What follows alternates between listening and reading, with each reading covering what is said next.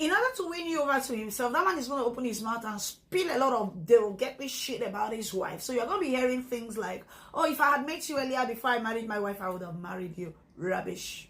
My wife is not good on bed. Nonsense. My wife was very sexy, had flat tummy, looking so beautiful when I married her. But right now she has big tummy, looking so fat with stretch marks all over the place. Climatic level of stupidity. A reputable man of integrity will not open his mouth and spill rubbish. It's just for some of these children that are trapped in men's body that can open their mouth and begin to say nonsense.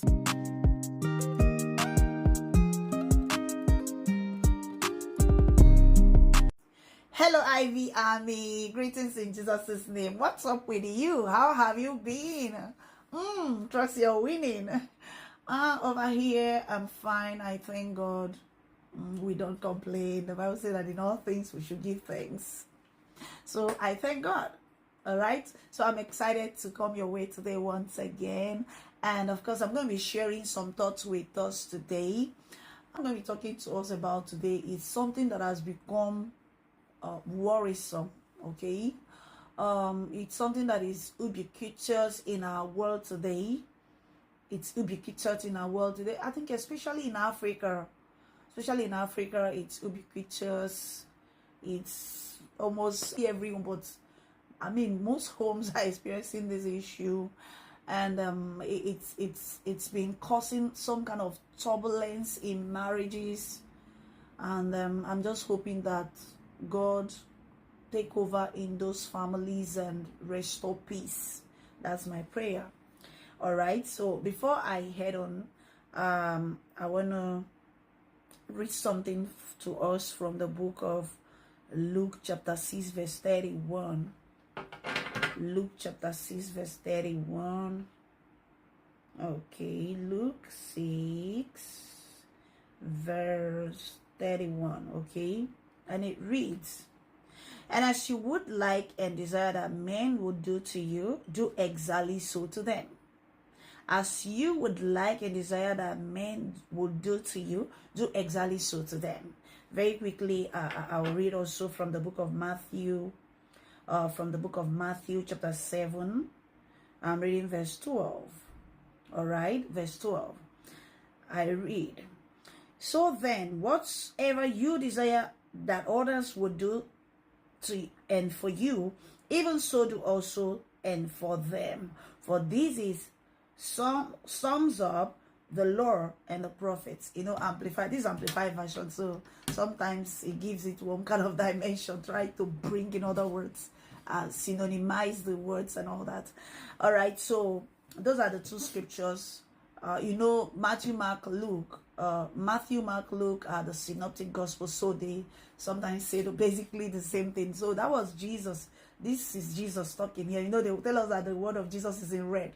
So this is the word of Jesus in red. And of course, he was admonishing in this place that whatsoever you want others to do to you, do exactly the same thing to them. In other words, that thing that you know that if somebody does to you, you wouldn't like it. Don't do it to anybody. Don't do it to anybody. I'd like to use this opportunity to appreciate every one of you that have already subscribed to my YouTube channel. I sincerely appreciate you so much. God bless you. Thank you for your support. And of course, if you have not subscribed, I mean, what are you waiting for? I told you that Expose with Ivy has come to stay, right? So please go ahead and subscribe. You know very well that I'm not going to give you a negative vibe. I'm always going to give you a good, positive vibe that will resonate positively with you.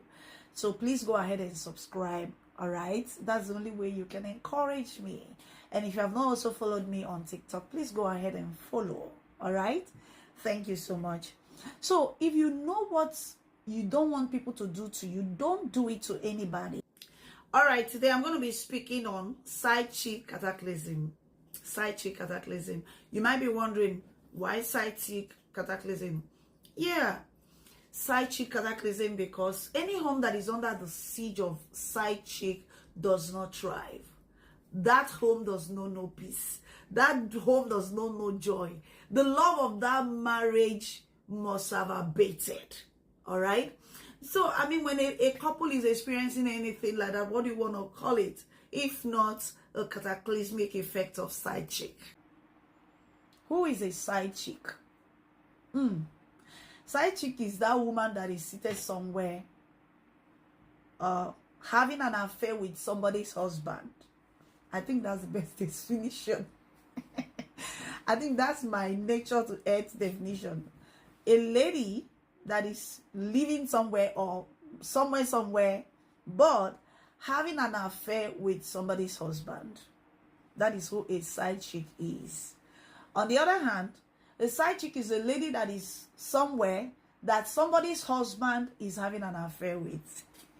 That's the two definitions. So you choose anyone that you like. All right.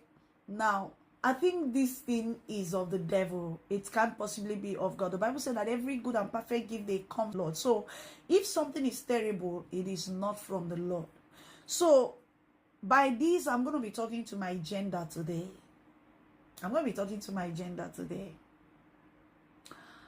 A man comes to you, though some men are gullible, some of them will even hide their wedding band and hide it so that you will not know that they are married and all that. Some of them complain and say, you know what, I'm married, but again, they will now tell you all the lies. My wife is terrible. My wife is not good on bed. My wife is whatever. They just try to talk down on their wives so that they can win your heart. I'm talking to you today again, and that's why I read those two verses of scriptures, so that you will know the direction that I'm going to. What you will not want somebody to do to you, please refrain from doing it to anybody. That thing that you know very well, for example, you know very well that if I poke your hand with a needle, that it will not, it's going to hurt you. Don't poke me with a needle. Don't poke another woman with a needle. Seated here is a lady that I see every woman as my sister, unless if you don't want to see me as one, or you don't like me, you don't even want to come any close to me, that's fine. Everybody must not be my friend. Even Jesus said that, woe unto you when all men speak well of you. So everybody must not be my friend. But again, every woman is my sister. So today, I'm talking to you as your sister. You don't have any business having a relationship with a married man. I tell you, it's this topic is, I don't know if I'm going to end it today. I think I'll have to come back to it some other time, because it's something that is very, very versatile. You don't have any business having an affair with somebody's husband. The Bible said that for this reason shall a man leave his mother and his father and cleave unto his wife. Cleave unto his wife, not you. His wife. Not you. You don't have any business coming into this picture. You don't have any business coming into this picture. No, you don't. You know why? Because it is a seed. Whatever you are doing today, you say you are dating somebody's husband. You are sowing a seed, my sister. You are going to get married tomorrow. And this seed of yours will germinate and produce results. Married women, should I raise the volume? Oh my God. All right. So this seed that you are planting is going to germinate. You're fantasizing around with a married man. A man that is taken. Somebody's father. Somebody's father. Somebody's husband. My sister. The Bible says for you to flee from every appearances of the devil. Flee in Jesus' name. You are planting a seed. I promise you that this seed is going to germinate. How can you open your mouth and call somebody's husband baby, honey, sweetheart, somebody's husband? Ain't you going to get married? How will you feel from the sincerity of your heart, my sister? How will you feel if you come into a scenario having your husband seated and another lady altogether is just addressing him as honey, sweetheart, baby, whatever? How will you feel? Sincerely, you won't be cool with it. And so why do you want to do it to someone else? Why do you want to hurt another woman? Why do you want to break somebody's heart, a fellow woman? Why do you want to break a fellow woman's heart? Even when God says that anybody that's going to come in between them is putting asunder. Ain't you afraid of God? Ain't you afraid of God? Why will you do this, my sister? In order to win you over to himself, that man is going to open his mouth and spill a lot of derogatory shit about his wife. So you're going to be hearing things like, oh, if I had met you earlier before I married my wife, I would have married you. Rubbish. My wife is not good on bed. Nonsense. My wife was very sexy, had flat tummy, looking so beautiful when I married her. But right now she has big tummy, looking so fat, with stretch marks all over the place. Climatic level of stupidity. A reputable man of integrity will not open his mouth and spill rubbish. It's just for some of these children that are trapped in men's body that can open their mouth and begin to say nonsense. My son, you can be smarter. There's something up here. I want you to use it and use it so efficiently. Don't allow anybody to deceive you. That man is a deceiver. I don't care who is going to hate me after this message. I don't care, because the gospel must be preached and the truth must be told. The man is deceiving you, my sister. My sister, that man doesn't love you. I can prove it. You know why? That man doesn't love you because, number one, he cannot mention your name in the presence of his wife. No, no, never. In his family enclave, you are in existence. He cannot mention your name in the presence of his reputable friends. No, he cannot. You only come to his mind when his blood pressure is up and he wants to regulate it. He wants to, like reduce or balance his blood pressure. He will now look for your number. And you too, you will foolishly drag yourself, go there, fool yourself and come back. You're wasting your time. That man doesn't love you. Okay, let me ask you. If that man loves you, why is it that he saved your name as the janitor? Why is it that he saved your name as the mechanic? Why is it that he saved your name as the panel beater? Why is it that he saved your name as the plumber, the AC guy? Look at what they've relegated you to. This beautiful, gorgeous, and effervescent you. Come on now. That man doesn't love you. He's deceiving you and he's occupying a gap, because when God wants to bless you, God will see that you are busy. The space where your own man will enter is occupied. And you are there. Okay? So please, don't be a source of pain, sleepless night, midnight cry for your fellow woman. Don't. If you are doing business with a married man, keep it business. Don't let it spill over to any other place. No. If a married man is chatting you, oh God, I just love me. If a married man is chatting you, requesting that you send him pictures or whatever, send me pictures now. Why? You should be wise enough to reply this man and take him off your inbox. Take this man off your inbox. Come on. You can do it. You're not going to die. Telling me that it's the married men that are bringing money. What happened to your fingers? What happened to your fingers? Can't you bring money? If you are doing business with a married man, there's a dimension that this man will start going to. You will tell him that, look, the terms and conditions of this business does not cover this scope that you are entering. Be wise to know that. Be wise to rebuke it when it starts. When you see such a thing coming, rebuke it. Don't encroach into another man's environment. Love-wise, relationship-wise. Don't. And do you know how gullible this is? This man that is coming to you, that wants to sleep with you because he feels that the wife is now fat, the wife is this and that and that and that. because he will try to wash the woman such that you too, you'll be wondering what is going on here. That man is not faithful to his wife. He's not going to be faithful to you either.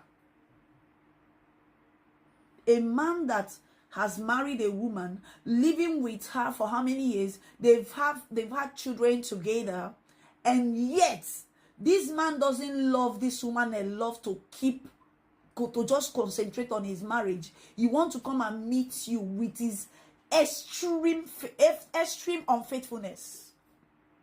Extreme unfaithfulness. And you too, you are falling for it. Don't fall for things like that. Don't fall for things like that. Sincerely. No, you don't have to. You don't have to. Don't be a source of pain to another woman. There's a prayer that hits God with speed. You see, the prayer of a wife and the prayer of a widow. My God, that prayer hits God with speed. There's usually no traffic for such prayers. Don't become another woman's prayer point. And guess what? It is Holy Ghost fire. Don't. If you are a married woman, you will not want you surely won't want to share your husband with another man. You want to have your husband exclusively to yourself. You don't want to share. Why do you want to share the man with? Why do you now want to take this man away from his wife? If a man comes to you and talk all those blah blah blah blah blah, talking down on the wife, just say, sir, please, just try and make up with your wife. Just encourage him to make up with his wife, no matter the story. No matter the nonsense story. If I met you earlier, my joy is that even though the side chick system is taking over the world, there are still men that are responsible. I'll say, sorry, I cannot cheat on my wife. There are still men like that, and it gives me so much joy. So don't be a source of pain to another woman. Don't be the reason why another woman cannot enjoy peace in her marriage. A man will come and buy you a car, and this man has never bought a bicycle for the wife. Don't give listening ears to a man when he starts telling you about his marriage. Don't. You are not a marriage counselor. Don't. Just say, so please, I'm not ready to listen to this. I mean, how can you be talking down on your wife? You need to be offensive about it. Why? Because you are a woman. That is synonymous to a man talking down on you before another lady. You need to be very much offended and come from that angle in your response. So don't talk like this about your wife. Don't talk down on your wife around me, please. I don't appreciate this. Don't entertain any intimate relationship with a married man. You are sowing a seed, or the seed is going to germinate and it will produce. Get ready for the harvest. Because when you also marry, when you also get married, another lady is going to be with your husband. And you must not complain, because it is your seed. Just stay and pray that God gives you your own. Excuse me. Pray that God gives you your own man. Your own man is your own jurisdiction, your area of operation. You can do whatever you like with your man, not with another woman's husband. Even if the wife is a witch, or the wife is whatever it is, allow God to judge her. You are not the judge, and you are not the mediator. When a married man starts talking to you about his marriage, he is after you. Just know it. And don't give in. Don't give in. Because if every lady will stand up to this occasion, there will be no side chick system. Every wife will be happy. Every wife will be happy. There are some ladies, you are the one that decide how much the man will spend for his wife. That is very dangerous. Heaven is not happy with you if you are doing anything like that. God is the original institutor. It was God that instituted marriage. God is the original institutor of marriage, not human. So the God that instituted marriage is looking at you. Be very careful. Be very, very careful. Don't be a source of pain to another woman. Don't be a source of sorrow and bitter tears to another woman. Don't. If a man is requesting that you go out for a date or whatever, go out for lunch, along with his wife, that you are going to come. If he requests that you do whatever, say, tell your wife to call me, I will do it. When you give this person this kind of response, chances are he's not going to come again next time. He may not come next time. So don't be a source of pain to a fellow woman like you. Carry yourself with some kind of dignity.